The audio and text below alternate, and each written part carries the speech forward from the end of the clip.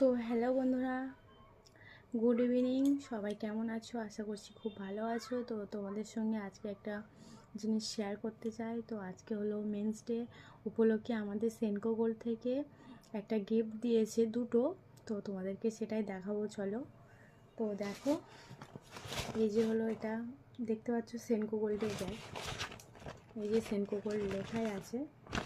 তো দেখাই তোমাদের, চলো আনবক্সিং করছি। কি আছে দেখা যাক, কি গিফট দিয়েছে আমাদের।